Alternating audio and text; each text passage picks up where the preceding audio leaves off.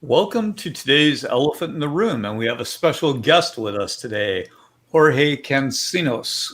Jorge leads our Iberian operation. He's our managing director over in Spain and Portugal, and one of the smartest guys in the business, one of the most creative guys in the business. So it's going to be fun to have him be a part of the discussion today. And today we're gonna focus on organizational agility. And so we're going to talk about what makes organizations agile, what prevents them from being agile, and maybe even talk through a couple of real world case studies about organizations that are doing things right and wrong. So, with that, Jorge, what are you seeing over in your neck of the woods? What are organizations doing right? What are they doing wrong? Who's making the necessary pivots? Who's not? What are your thoughts? All right, Mike, thank you for your warm introduction. And I mean, when I was trying to read some stuff to be ready for the webcast, I started to think about how much has the world changed only in the last 20 years.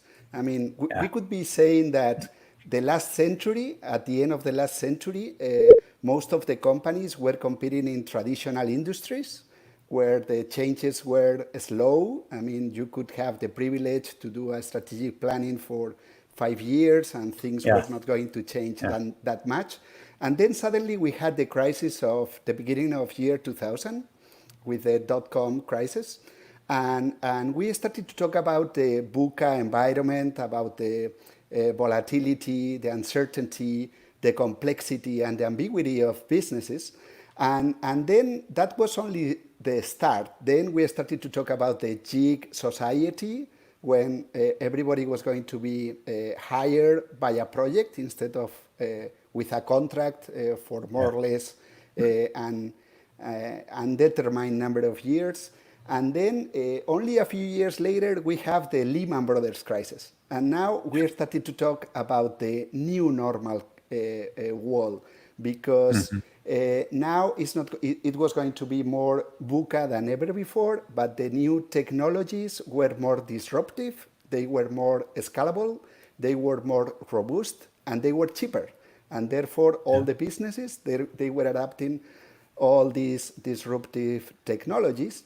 And when we were trying to recover our breath to see how to adapt ourselves to the new normal economy, now it comes the COVID-19 that is affecting, unfortunately, all the countries in the world. And we are starting to talk about the new normal post-COVID-19. So this is an amazing challenge for all of us, because we are witnessing more changes maybe than many generations have seen in their whole lives, right? Yeah. It's interesting when you look at it historically. I think somebody can take the view that, every generation has had their fair share of challenges, and maybe some more than others. And I think the challenges that we're facing today, some could make the case that we have more tools and more resources and more options to navigate these challenges better than at previous points in time. But it's interesting, the same dynamics kind of span generations, right? Do you have the right mindset? Can you adapt? Can you improvise? Can you overcome? I mean, VUCA is an example. That's an acronym that's been around a long time. It probably applies more today, maybe than ever.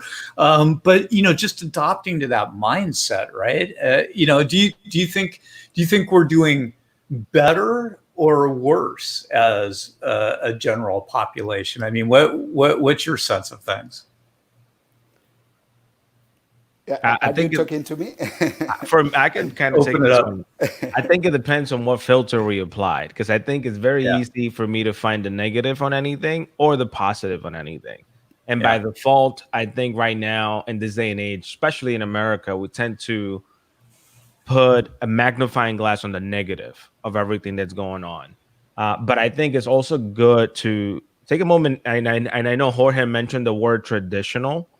And it's interesting because in my mind, I'm like, oh, we're living to a new traditional. this is the new normal, and it is what it is. Like, I don't even call it the new normal. It is just normal.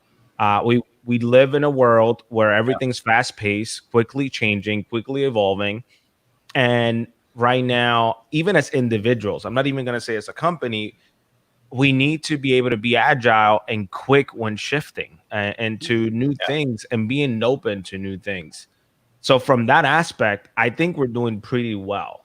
I think as a society, we're more open to new things than ever before. We are quicker to adapt than ever before. If we were to focus on people who may not be willing to adapt, of course, you're going to find a whole bunch of them. But I think the majority of it, we are fairly agile. And through doing so, we're bringing many individuals who still view it in a traditional way, or like, I'm digging my heels and this is the way I'm doing things. We're just dragging them along. And many are shifting. And I think this is a great dynamic for the world of business. And I think even COVID kind of sped up the future towards us. I think it just pulled it very, very quickly to this dynamic of the whole world is your pool for talent nowadays, not just your country, not just your city. Well, I think that's right. I mean, during times like this, you want to be careful, right? Because you don't want to speak too optimistically about hard times, but there's no doubt that there's great opportunity right now. And from the very beginning, I haven't tried to go back at all. I've been trying to go forward. I'm not looking to go back. I'm looking to move ahead. And you can see that differentiation in the workplace all over. I mean, many organizations are figuring out going back to work. And I'm scratching my head and I'm going, hey guys, you're going the wrong direction, this way. But it's hard to take people that have that mentality of not being able to make a pivot and get them to see the benefits of making that pivot. And I think that's what's been fun, if I can even use that word in relation to the times that we're living in right now, is because I see great opportunity. And I promise you that there will be new categories that emerge, new dominant players that emerge, new individual superstars that emerge, because that's what happens during times of crises. And so I think, you can kind of ride this thing out and wish for, things to settle down, or you can really kind of mash the accelerator into this curve and make something good out of it. I don't know, Sheena, what do you think? Well, I've been thinking about organizational agility and wondering, are organizations truly agile, or is it just comprised of a bunch of agile people? Yeah. Where does the agility actually exist? Yeah. Well, I think the people create the agile organization, right? I mean, if you have rigidity as opposed to agility, it's tough. And agility requires, I mean, think about it from an athletic perspective, right? So to be agile, there has to be balance, right? You have to have a strong center, a strong core. I mean, that balance has to be there. That's where agility comes from. So that foundation is really important. But if you don't use that foundation as an advantage to create agility and to have the people think and act in an agile fashion, that foundation will crumble really, really quickly. And we've seen it in every economic period in recent history where dominant players fade away because they just forgot how to be agile. They didn't value it anymore. The thing that made them great in the beginning, just kind of disappeared from the equation. And we've all seen that movie. It doesn't end well. So let's talk about organizations now that are interesting. Any thoughts of a company that you think is doing a really great job, is really agile? Well, for example, I believe, I joined Into Growth only a year ago, more or less, but I believe that we are the basics of our own organization. We are the new economy, not only because of the people that are part of the team, but because of the way we are organized. So, for example, when you go through the vision of N2 Growth, it clearly states that we are going to base our strategy in two pillars. First of all, is going to be the technology innovation, and the second one is going to cover the total life cycle of the talent and leadership of the people, right? So those were changes in the way the industry was working before we were born some 15 years ago. And somehow, as you were saying before, in each crisis, there are always buckets of opportunity for the people that think differently and people that want to do things in another way. Yeah, no, I think that's right. I mean, I look at companies out there today, and I look at, I think Moynihan, the CEO of B of A, was just named CEO of the year. And, I don't know that I agree with that selection, but I will tell you that B of A, compared to most banking institutions, I think has handled this transition really well. I mean, they transitioned like 100,000 people like that into a new environment in like a single day. That's kind of crazy, right? To be able to take an organization of that size and shift it that quickly. And, we've seen a lot of that out there. A lot of our clients reacted very quickly, not only in moving their workforce dynamics around to navigate the COVID environment, but also their business model and even their products and service lines. I mean, we've seen phenomenal pivots in the market. And I think back to your point, Shana, it's the mental agility that an organization fosters, right? Are you willing to, we talked about this a little bit last week, the self-cannibalization. Are you willing to kind of get rid of the bloat in your organization, the things that maybe shouldn't be here today, but they're just here because they've always been there? Are you willing to kind of cannibalize yourself before the competition does it to you? And so I think if you've got the courage to act in the middle of a crisis and say, hey, we should zig instead of zag, or we should, move this direction versus that direction, or this is a whole product line that needs to go away, or this is a new solution set that needs to come to the forefront. I mean, you have to think like that, but you can't just wait until a crisis hits to do it, right? I mean, you should be out in front of things. You should be thinking, what if, what if, what if? And I look at our competitor set, right? And I see some of them, have closed their doors. Our largest competitor has literally shuttered 40% of their global workforce, right? I mean, obviously didn't plan too well, maybe a little less money into sponsoring PGA events and a little bit more money into taking care of your people, right? I don't know. It's an interesting world that we live in. Any examples that you guys are seeing of companies that have an opportunity, but they're missing it because they're not thinking correctly about the world that they're living in today?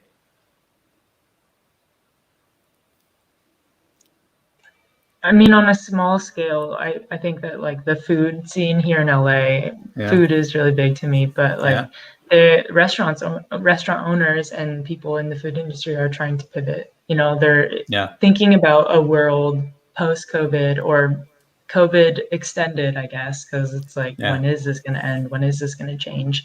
And like thinking about how to deliver food or totally change how people access them. Because in order to like continue to be in that business, they're going to have to do something different. They can't go back to dine-in only. Yeah.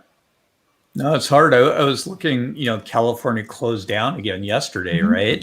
And I'm thinking about, you, Shana, our teammates out in California. I'm thinking about the businesses and the clients that we have out there, and, a glimmer of hope. And then, it just closes down again, right? And that, what that can do to just the, I don't know, the mental dynamics that people are facing, especially in the restaurant industry. I mean, they were hit hard the first time around, and now bang, it's right back there again. But if you look at the food industry as an example, I mean, all the home delivery services that are burgeoning, right?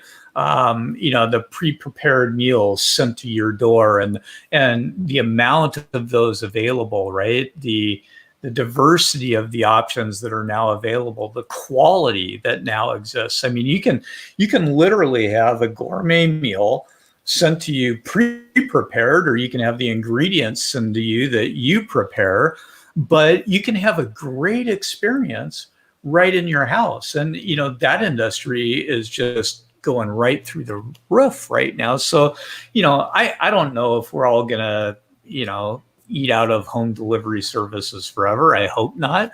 Yeah. But, they'll pivot, they'll find a way. But, there is a culling effect, right? When you go through these periods of time, and, the strong will survive, and there's going to be a lot of, great entrepreneurial ventures that just fold, because they don't have the staying power. It's going to be tough. I'm a little optimistic though that like communities will be able to find ways to either support new ventures or new businesses that get started with this mindset, where they're trying to be resilient or they're trying to be agile, and it'll be something locally focused and create jobs in that market, in that economy. I think that could be a positive move towards, that type of economy where more people get supported within where they live, just because, supply chains have been massively disruptive.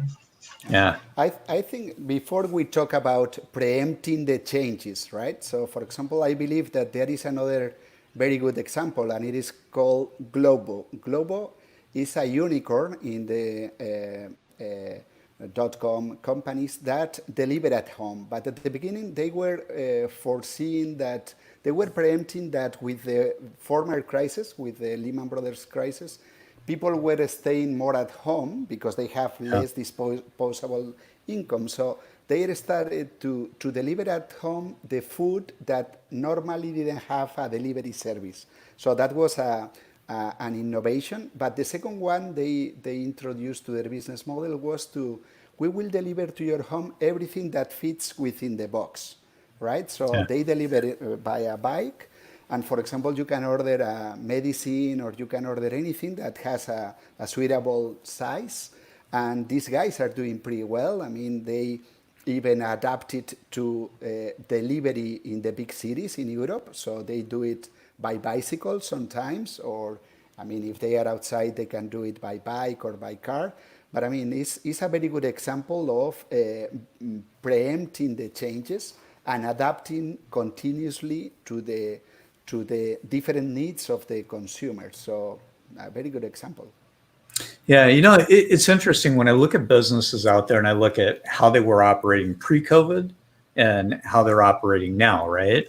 And so, you're running a business, you have a strategic portfolio of imperatives, you have all of your work streams, you have all of your processes, but your timelines are, maybe by historical standards are short. So maybe there's an 18-month project, right? But now what we've figured out is that you don't have 18 months, right? I mean, the market has forced people to pivot like that. And so what you're seeing is all of these processes are contracting, timelines are contracting, people are moving, quickly. And, it's not like they couldn't do it before. They just had to get out of their own way, And so I think what we're seeing is people realizing, okay, maybe we don't have to go through this elongated process to launch something or build something or create something or deliver something or execute something. Maybe we can just do it. And I think, it's amazing. I'm watching timeframes in client organizations that literally were 12-month timelines or 18-month timelines or 24-month timelines. They're gone. They're just gone. And I think when you delayer an organization, when you kind of deconstruct it, when you kind of collapse the silos and you let teams self-manage, self-lead, I mean, you can create incredible amounts of organizational velocity. I mean, what do you guys think about that?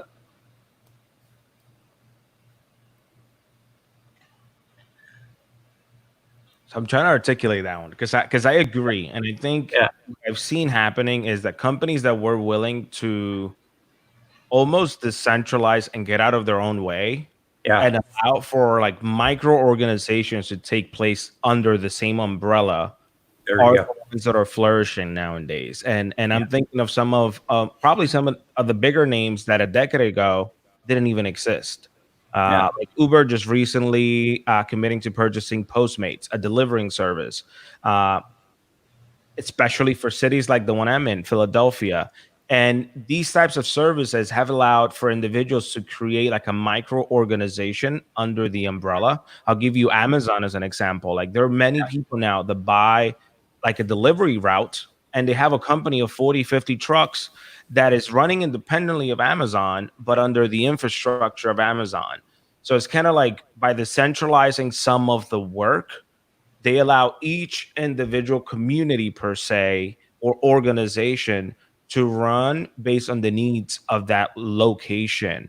And I think that's a great example of allowing kind of the world to dictate which route you should take, as opposed to implementing one way and one way only of doing work that may work well in a big city. But if you go, I don't know, to Nebraska, it probably won't do so well. No, I think that's an astute, incisive observation, Rue, because I think, when you look at these large multinationals, people don't often realize how entrepreneurial they really are. I mean, you've got innovation units and incubators, and you've got labs, and you've got all of these kind of subcultures in that ecosystem that are fostering innovation, right? And now what we've done is we're starting to collapse the barriers that allow them to accelerate through this. And I think that local dynamic that both you and Shayna and Jorge, you touched on it as well, is really interesting. I mean, it's kind of how our business works, right? We're a global firm, but we very much believe in serving local markets. I mean, I think that's very much the strength of who we are. I mean, far be it from me, Jorge, to try and beam in and solve problems in your part of the world, but I have every confidence in the world that you can solve those problems because you're there, you're on the ground, you understand the environment. And I think the power of that is huge. And I think people are just starting to realize it, but they're understanding now that they can't support a decentralized next generation business model with last generation infrastructure and last generation thinking. And I think that's the paradigm shift that people are having to make. Agreed. Yeah, and I would like to change a little bit because we have been talking about the some of the unicorns of the new economies, very new business models. But I would like to introduce as well some companies that are doing very well in the transition from the traditional way of doing businesses to a new way of doing businesses. So, for example, we have been having several meetings with a big bank. It's like the second largest bank in Spain and one of the largest in Europe, and with a huge presence in Latin America. It's called BBVA. And for example, this bank decided a few years ago, and you can find some very interesting videos in their web page, because they knew that they had a very rigid organization and they needed to change to a more liquid, to a more decentralized organization, right? With less layers of hierarchical structure. And I mean, I believe that this is a very good example of how the bank decided to make the move when they have more than 100,000 employees, and to be able to do it starting small and then do it in a bigger group, trying to to put all the resources together, creating special groups to work for different projects, where the traditional hierarchy doesn't exist anymore. And they have been able to do it without losing the business. So they are transitioning very positively from the traditional way of doing businesses to the new way of doing businesses in a huge structure. So at the end of the day, it takes courage. It takes to change the culture of the business, but it's feasible, it's doable. Yeah, well, it takes courage and it takes trust, right? I mean, if you believe in somebody enough to hire them, you should have enough trust to allow them to do the job that you hired them to do. It was kind of what I was talking about earlier about self-leading teams, right? I mean, you have to enable disparate groups within your organization to do phenomenal things. I mean, if you limit them by placing boundaries or constraints or boxes around them, you know, that's not going to create a growth mindset. That's not going to scale something. That's not going to create something. It just limits things and frustrates things. And so I think what leaders have to do is they have to develop a mindset where they're checking in with their people, not checking on their people, right? I mean, it's kind of a shift in thinking. It's like, okay, I'm not going to task my people. You know, I'm gonna ask them how we can be better at doing what we're trying to do, how we can get from here to there faster and unleash their creativity, because, you know, I'm one person, you know, and I'm one person with a rapidly aging brain, you know, so I need a lot of young, energetic people. I need a lot of other experienced people to kind of, you know, take some of what's going on in my mind and make it better, right? Operationalize it, launch it, do something really cool with it, or better yet, come up with their own ideas that amplify what we're doing, that accelerate what we're doing. But so many leaders they won't get out of their own way. They just can't let go, and they can't take advantage of all the benefits of the workforce that they've attracted. And it's mind-boggling to me. I think Jose's question is kind of interesting, and he's asking basically, should we be applying the speed and agility after we've all aligned on what this new purpose is going to be? And what I'm hearing you say, Mike, is basically like, let your people figure out what that new purpose is going to be. Or did I hear that wrong? No, there's an element of both, right? I mean, there needs to be a true north. There needs to be an aligned vision. But, you know, the paths you travel to get there, you know, they can vary dramatically. We're back to the issue of there is no one right way. There is no singular option. And I think it's the diversity of thought and experiences that people bring to the table that fuel how you get from point A to point B. And so again, if you're limiting people's thought, if you're not allowing people to challenge existing thinking and existing paradigms, you just get stuck. So I think, you know, and it's also okay to shift the vision, right? So if my team brought to me a business case or a use case that said, hey, Mike, we're in the wrong business. We ought to be in this business. I mean, I would test that thesis 6 ways from Sunday. I'd pull it apart. I'd put it back together. I'd wrestle with it. But if the business logic hung together and they supported their case, we might be in a different business tomorrow, right? I mean, I'm very, very willing to make those pivots where they make sense. And what frustrates me more than anything is, you know, when I get somebody proposing a solution that, you know, hasn't been really well thought out and really hasn't tested boundaries and really hasn't stepped back and say, okay, this is how we've always done things, but what if we did it like this? and examine the risk reward there, right? Because I think that's the type of dynamic thinking that organizations need. And now we're back to courage and trust, right? You have to let your people know that it's okay to push the envelope. In fact, it's more than okay, it's desired. And so I think that's one of the reasons we innovate a lot around here, and we lead our industry when it comes to innovation, because we're always thinking about it. Where other people are trying to protect what they have, we're trying to expand what we have, and it's a different mindset, right? Yeah. You can stick your head in the sand, or you can pop up and you can look around a little bit. So maybe if we talk about instilling a new culture in the company to be able to be more agile, to respond faster to the changing needs or consumers or markets or whatever, and we talk about the different pillars like the organizational structure, including the governance of the company and how we make decisions or the decision-making process. And we talk about the people and the values, what are the competencies, the capabilities of the company, the leadership and the teams, the leadership styles and the teams. And then we have the processes and practices. How should we put all these things together to instill that culture of agility?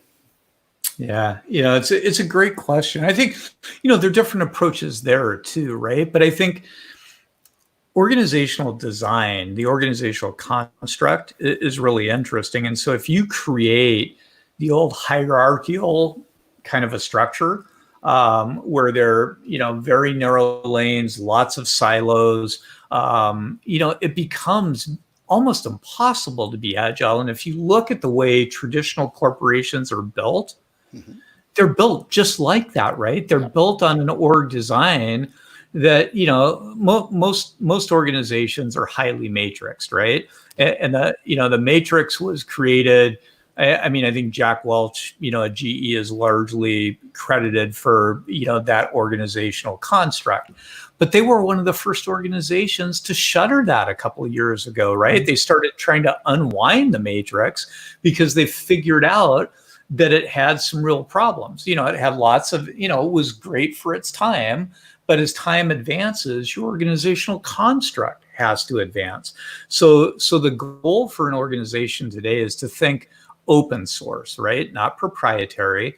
Think loose collaborative networks and teams. Think ecosystem, not hierarchy. Think small and decentralized. Think agile, right? And so if you start processing what I've just said, and then you look at your org design and you see lots of boxes and lots of lines, and it's like, oops, I mean, people have to really revisit this issue, because if they're not aligned to foster agility, to foster pivot, and to foster open thinking, and to foster challenging of status quo, you're not going to survive in the world that we live in today. You just can't. Yeah. And I think this is super accurate to say, because there's many, and I'm talking now from, as an example, like the company that my wife happens to work for, it's extremely rigid in the way their organization is designed, to the point that if someone has been there for a longer period of time and you came in and you're more qualified to do a different job, they won't even look at you, because you have to be positioned, and they have like one title, and then that title is like title 1, 2, 3. They have like levels to each title. And unless you're a 2, you cannot be a 3. They will never look at you and put you as a supervisor, even if you're qualified. And it's always interesting for me every time she's telling me stories where I'm like, I wonder how many talented people you lose or get lost in the middle of this crazy puzzle that they have created for themselves, because you created this hierarchy that won't allow you to move. And then it gets to the point that it's not the organization that's doing it, but some of the individuals that have been there for 10, 15, some 20 years, that is all that they know. And to be honest, they are not used to working in the work that we're doing today and at the speed that we're working today. So what they're doing is they have the young talent, and they're literally telling that to the young people that are trying to do things differently and change their approach, pump the brakes, because we can keep up and I cannot allow you to go faster than me. So here's a great example. I mean, there was a time that we used to have job classifications and pay grades here, right? We had that. There was a time. But that got thrown out a long time ago. We still have titling, right? Because you want to provide people with a career path. You want to show them path of progression, but you got to take the rigidity out of the system, because I have people leading global business units that are 30 years old, right? I have some people in key positions that don't have a college degree. I have other people that have more postgraduate degrees than you can shake a stick at here. But it doesn't matter to me. What matters to me is, are they engaged? Are they plugged in? Are they creative? Are they leading? Right? One of my pet peeves, I'll go off on a little bit of a tangent here, but there's a reason for it. So, I'm often asked, how do you spot leaders? How do you find leaders? And my response, I just kind of scratch my head and I go, if you have to look for leaders, you don't have them. You've either suppressed them or you've chased them away. But, leaders lead. They make themselves known. They accomplish things. They rally people around them. They're the people that are getting things done. And if they can do that with a little, give them a little more. Give them, stop assessing people with psychometrics. I mean, that's valuable. It plays a role in it. But, I'm much more interested in how somebody operates in the real world than what a diagnostic portends that they might do. And I think just thinking like that freaks a lot of organizations out. They just, they can't do it. But we have a very diverse organization, but I will tell you that I've never hired a single person here based on ethnicity or race or, skin color or sexual preference or any of that kind of stuff. I hire them because they're really cool people that have something that they can bring to the table, and they get things done. And so diversity is kind of taking care of itself here, because we're looking for people that have something special, and the package that it comes in kind of really irrelevant to me, Yeah. No, particularly when these days we need to lead organizations that have up to 4 different generations. We have some organizations where you can find people that are baby boomers, people that are Gen Xers or millennials, or now even the Gen Zs. And therefore, we need a different set of skills that we are not used to use, and therefore we need to incorporate new skills, new ways of doing businesses. And if you are if you are scared of what could happen to you, maybe you are not going to open up to be able to show your team that you can make mistakes, or how long is it going to take you to recover from one mistake. Is your organization fast enough to recover from one mistake quickly? Or so all those things are pretty important right now, right? If we are talking about innovation and radical innovation, you have to be ready to accept that some of your projects are going to be mistakes. And I think, Jorge, if I can add there, it's interesting to see from an organization perspective, but I think some of this also has to be put on the individual. And we have to start looking ourselves and put a little bit of self-accountability, and kind of be transparent enough that nothing is guaranteed anymore. And if you're a one-trick pony, you're not going to succeed in this day and age. And what I mean by that is I still meet many individuals, like, you have a degree in X and you expect to work only with an X inside of this box. In this day and age, I don't think that's acceptable in most organizations any longer. You need to be able to adapt, evolve, continue to always learn and grow. And I think I view something like a degree, I view it more as like something that you have an interest in. But how do you keep building and expand beyond that and learn new skill sets that are going to continue to make you competitive out there in the marketplace, even within one organization?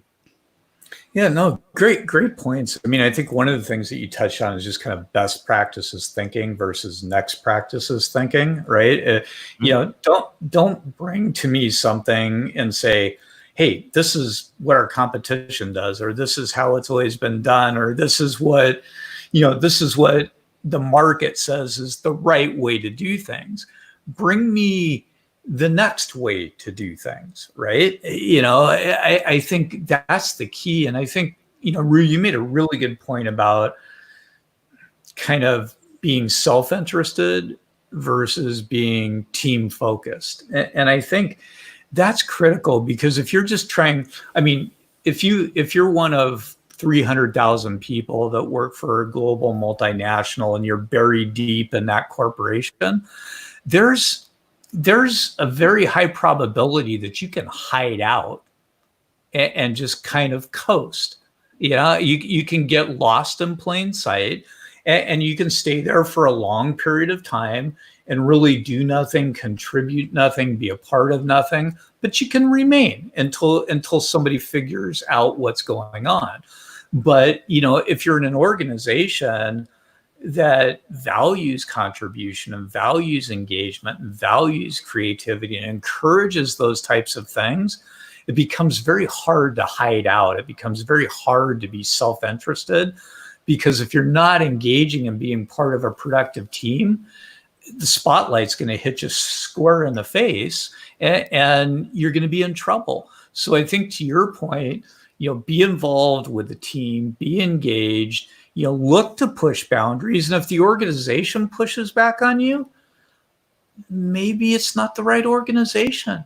Maybe you've got ideas that you should implement someplace else that can take you much further than the box that you've been put within in your current enterprise. So I think, there's a mindset. I want people here at M2 Growth to be here as long as they think that they're being challenged, that they have opportunity, that they can go as far as they want to go. But as soon as they feel their world shrinking, they should raise their hand and say, hey, can I figure out how to expand my world again? Because I feel like it's been shrunk. And if not, I got to go find another place that will allow me to expand my world. And I think if you operate in an environment like that, you're going to keep really great talent. And but the minute you start constraining people, the minute you start putting people in boxes, you're going to lose your best talent. They're going to go find some place where they won't be constrained.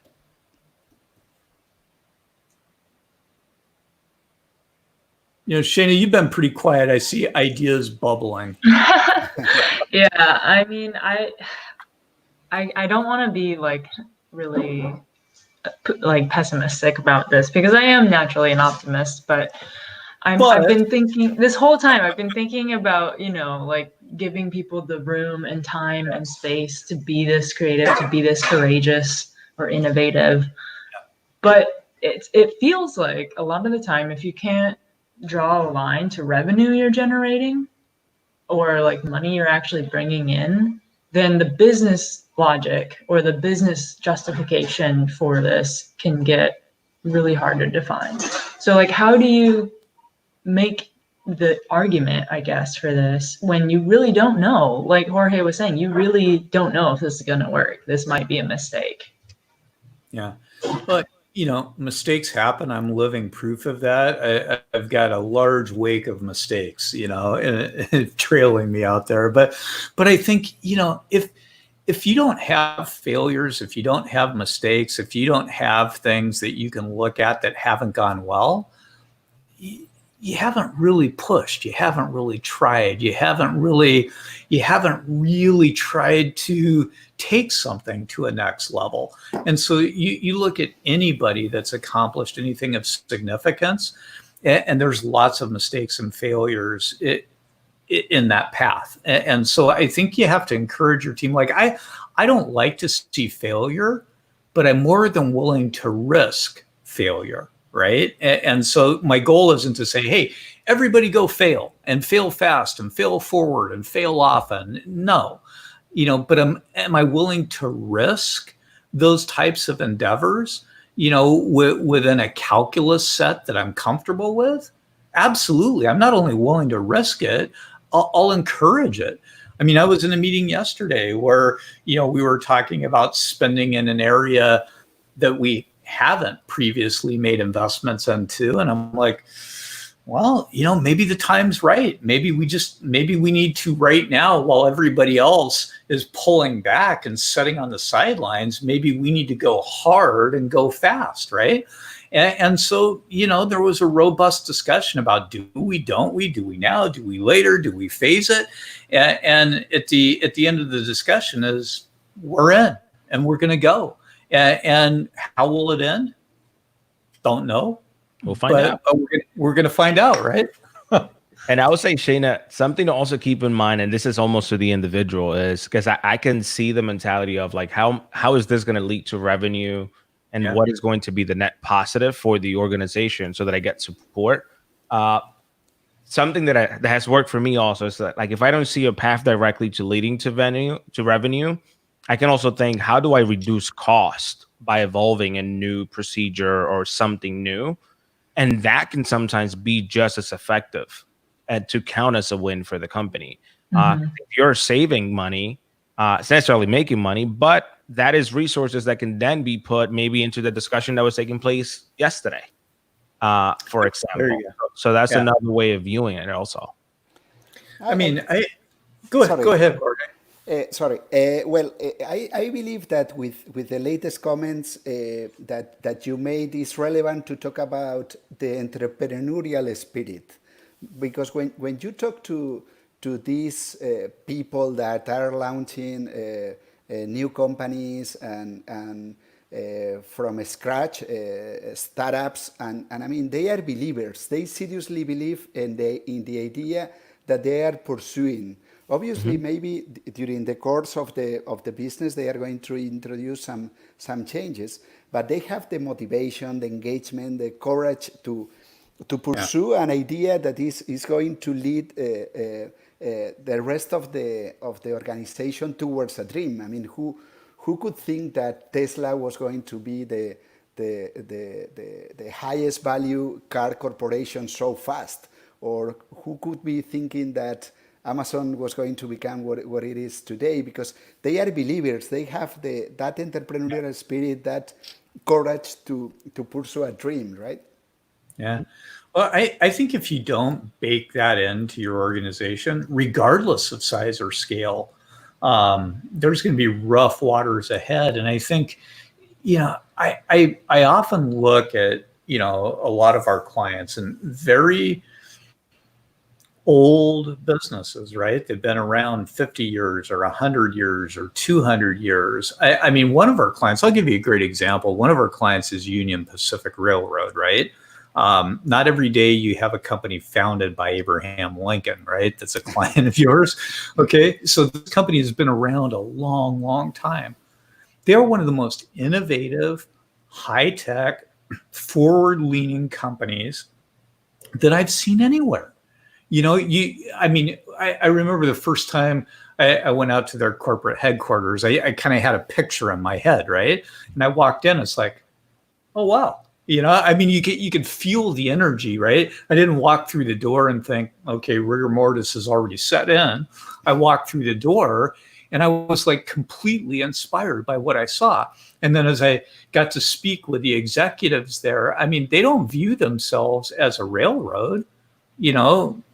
They have a railroad capacity there, but they're a technology company, they're a communications company, they're a logistics company, they're a creative company that happens to have its foundation as a very storied brand, and so if you have the opportunity to be a traditional brand, but be completely non-traditional in approach, right? Be very entrepreneurial in approach, really good things happen. But if you bleed that out of people, you're ceding opportunity to the competition. You have to inject that into people, not take it away from them. Makes sense? It does. Yeah. It's like it should be a positive contagion. And I think culturally, when you look at organizations, you see that. You see organizations that are always kind of, it's like, how did they get from here to there? And how did they think about that? Yeah. Well, guess what? They thought about it. And then they actioned it, and then they operationalized it, and then they, just kind of inculcated it in the culture, right? Because those things, they stick, and they are a contagion. But if the answer is always no, oh, we don't do it that way here. Well, we've never done it that way here. Well, we're not going to do it that way here. I mean, there are a lot of organizations that are kind of based in a culture of no. And there are a lot of really smart people out there that kind of have as part of their mantra, you have to learn to say no. It's some badge of honor to say no.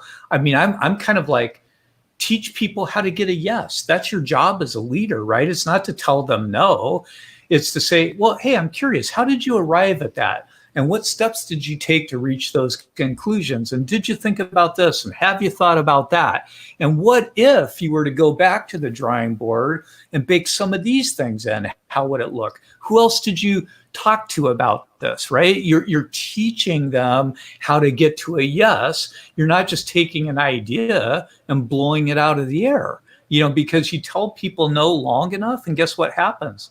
They stop bringing their best. They stop bringing their ideas, and all your organizational agility just goes away, right? Your organizational agility is just gone because you've killed it. Yeah. It's interesting to measure. It would be interesting to measure the attitudes of people towards change.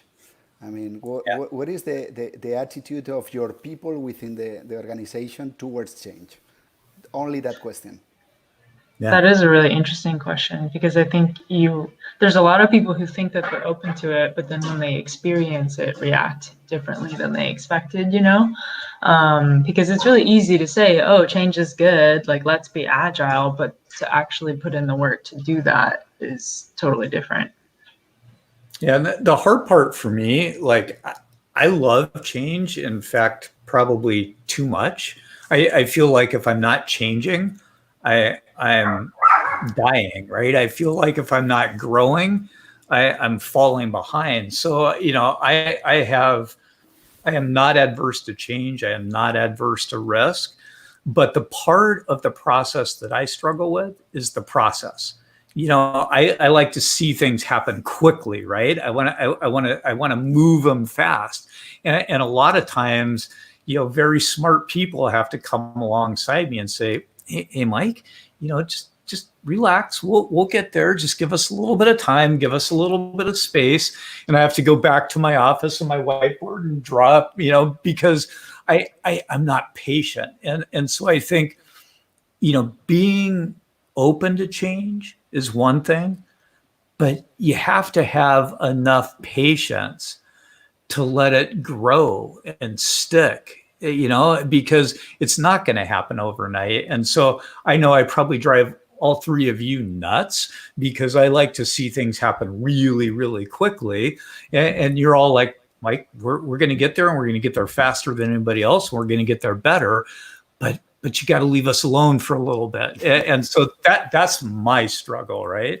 And so I think sometimes even people that are really naturally embracing of change can kind of squash it because they don't have the patience to allow it to manifest. And that, finding out that takes a lot of maturity that I don't always have. So, but I'm working on it.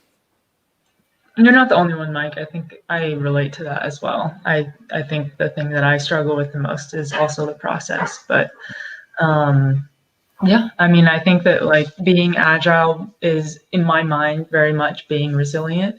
And so trying to think about or anticipate changes and, like, drive change versus waiting for it to happen to you is an important mindset in terms of, like, how to grow in the direction you want versus being pulled in a direction that the world is moving. Yeah, no, I think there's a 3-letter kind of acrostic out there for, agility, right? It's like anticipate, adapt, and act. Maybe it's the old improvise, adapt, and overcome, a new spin on that. But there are lots of these little 3-4 step formulas to be agile. But they all kind of factor in some of the same things, which are necessary components. Is you have to anticipate, you have to be ahead. I know a lot of our team comes out of the military, right? And anybody that served will tell you that, what takes place on the battlefield, is who adapts more quickly, because, the different factions are observing one another, and it's a game of rapid adoption and adaptation.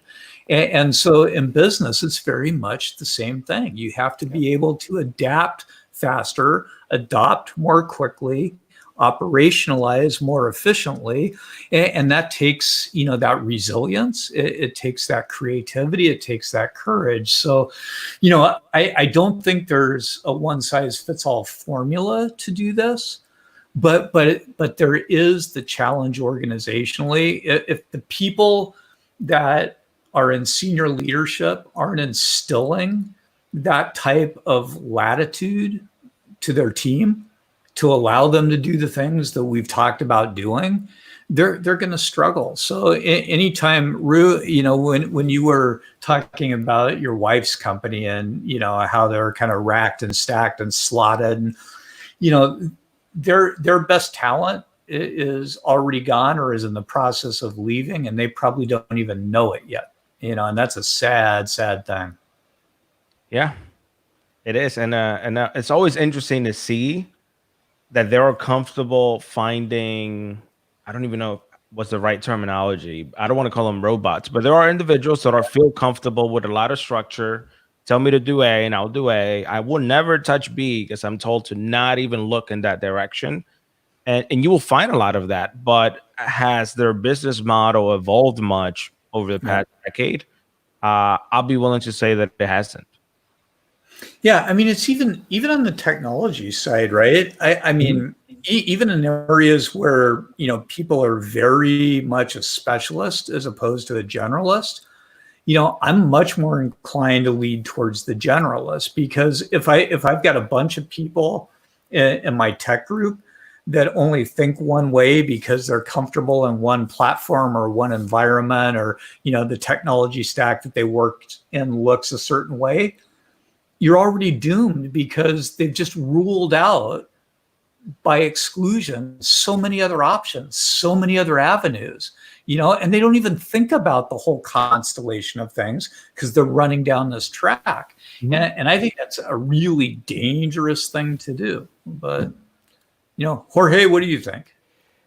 Well, I was reading one comment coming from Jacob Erasmus, and he was saying that, the change has a phenomenal positive effects, but could have also some negative effects.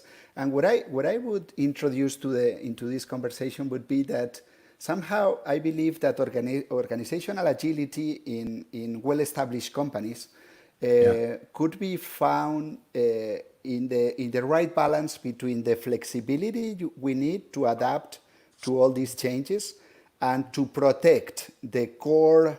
You were mentioning at the beginning when you were making this relationship with professional sports, with what you want to maintain stable, what has to be permanent, right? So what has to be changed and what has to be maintained. Yeah, it's interesting. There's a whole kind of business philosophy out there that says protect the core. And I'm kind of like, I'm in a little bit of a different spot. I'm like, reassess the core, justify the core, maybe reframe, reinvent, or reimagine the core. But you have to have a constant eye on it to determine if that core should maintain its place as the core, or if it should be replaced by something else. So I think for me, it's having a focus on knowing what is that core, not necessarily what it's always been, but what it needs to be today, right? In order to get you to the next place. And so, if you're a company that manufactures pens and you say, well, pens are my core, you're never going to get beyond pens, right? I mean, you're stuck right there. So I think, I'm always trying to justify our business model. I'm always trying to look at, okay, is what we're doing as relevant as it could be or should be? Is it being received as well by our end users, our clients, as it should be? Are we delivering it as effectively as we should be? And everything is subject to kind of reimagination if I can't justify its maintenance, right? And I think that's one of the things that most people don't do is they don't look at their core, they don't look at who they are, and really pound that thesis and test it to make sure that it's still relevant today. And so for me, that's the fun, Jorge. That's the fun for us is, the core that I want to maintain is our focus on our team, the focus on our people, and the focus on our clients.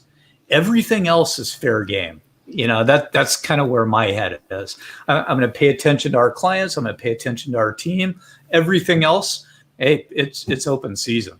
Yeah. Maybe the purpose of the company. Yeah, there you go.